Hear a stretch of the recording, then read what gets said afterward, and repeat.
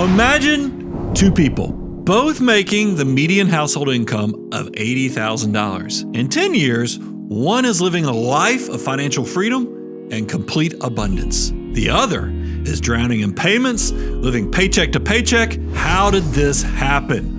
What did these two people do differently to end up in such drastically different situations? A lot of financial success comes down to a few key factors. Your mindset. People think this is just fluff, but your perception can literally change the way you see not only your own financial life, but the financial lives of those around you as well. That shift in the way you think can influence your decisions. You know, how you choose to spend and how you choose to save. All those choices eventually become habits, the little decisions that build up over time to create big success. Like that little decision to hit the like button. Come on, show us some love. While they're not everything, these factors play a huge role in determining whether someone ends up rich or broke. Even with the same income, those small decisions can lead to vastly different financial futures. But a lot of people don't see that. There's this enduring myth, especially in the American consumption-based society in which we live, that falsely equates a high income to wealth. People think that a big income is all it takes, that the wealth building will fall right into place, and that if they just make more money, all of their problems will just poof, go away. But that's just not true. Like we said at the start of the video, the median household income is around $80,000, and yet nearly half of Americans that make $100,000 report living paycheck to paycheck. And of those that earn more than $200,000, nearly 1 in 4 reported that they were also living paycheck to paycheck as a result of insufficient income. I just don't buy it. How could someone making more than twice the median household income have insufficient income? The first big mistake: lifestyle inflation. This is what we like to call the keeping up with the Joneses. And I talk about this a lot in my book, Millionaire Mission. Lifestyle creep is just the tendency to increase your spending with your income. You get a raise, and suddenly that perfectly good Corolla doesn't seem good enough anymore. You need that BMW, right?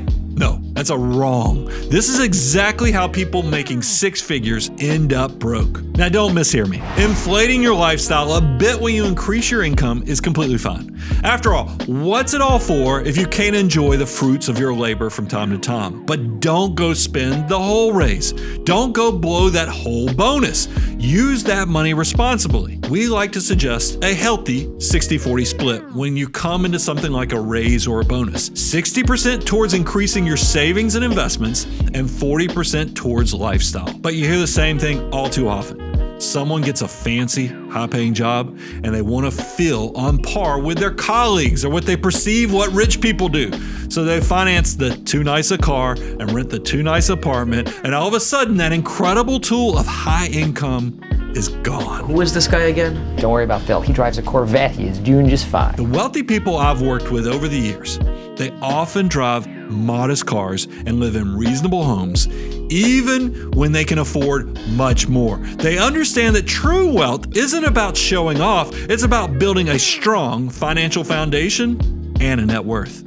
Avoiding lifestyle creep is one of the key differences between looking rich and truly being wealthy. And it starts with a mindset. It starts with not feeling the need to look the part and impress your peers with a bunch of material possessions that in reality, they don't really care about. I'm not treating you to lunch anymore! And avoiding lifestyle creep is something that keeps you from taking on too much debt. And this is the next thing that can determine whether someone ends up wealthy or broke. Now, I'm not anti-debt, but taking on too much debt can erode your cash flow and make the wealth building journey that much harder. You see this all the time with houses. People buy more house than they can afford.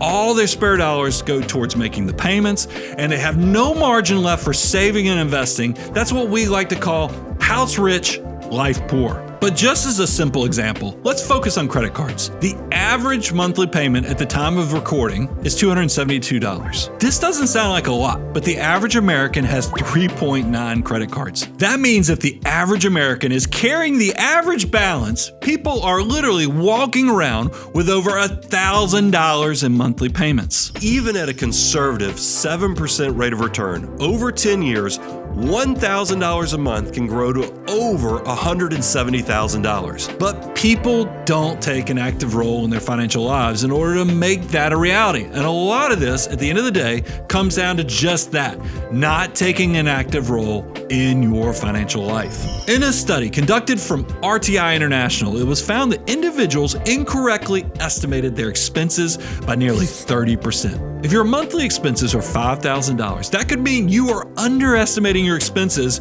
by a whopping $1,500 a month. Think about that. Think about what an extra $1,500 a month could do for you right now, because it might be in your budget sitting right before you. It might take just sitting down and being intentional with your finances. But most people are flying blind. They don't sit down and look at their money and see where it's going because ignorance is bliss. It's painful to see all the waste. It's painful to make a change in lifestyle, even if you'd be better off as a result. So people avoid it. But avoiding it and sticking your head in the sand is a trap designed to keep you broke. It's a trap. Do not let this be your situation. Just having the clarity of knowing where your money is going can be a massive step in starting your journey towards wealth building. So, we've gone over the mindset and the decision traps to avoid. Now let's go over the habits that will actually create wealth. The first one might seem obvious, but it's just too good to not share to get us started. I know it seems almost too simple, but starting today can be one of the most valuable steps you can take in your financial life. And there's a true cost to procrastination. You can have one person, let's call him Manny, of course, Manny the mutant, who invests $500 a month from age 20 to 30 and then stops completely. Then you have someone else, let's call him old average Alan, who starts investing $500 a month from age 30 to 65. Do you see how much more time that is? Manny invested only $60,000 total, while average Alan invested a whopping $210,000. Who do you think has the most money by the time they reach age 65? It's got to be Alan, right? Shockingly. This is the part that I hope you hear.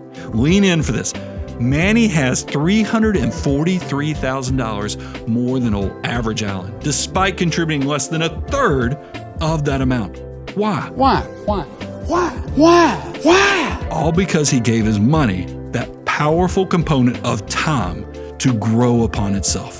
That wonderful eighth wonder of the world, compounding growth. The second habit is what we call paying yourself first. This means treating your savings like any other bill. It gets paid before anything else. Set up automatic transfers on payday, and you won't even notice the money's gone, but it'll keep you from spending it. Make that bad habit that much harder. This one simple habit has created more millionaires than you can imagine. Building these habits can truly reframe your entire relationship with money. It can create what we call an abundance mindset. Like we said at the beginning, you will literally see money differently as a tool for growth, not consumption. You will see the value of investing in yourself and the value of making short-term sacrifices for long-term wealth. And we want to take that journey with you. If you're unsure of where to start, we make a ton of free premium content available right here on YouTube, on podcasts, and at moneyguy.com. We'd love to have you come along for the ride. Money Guy team,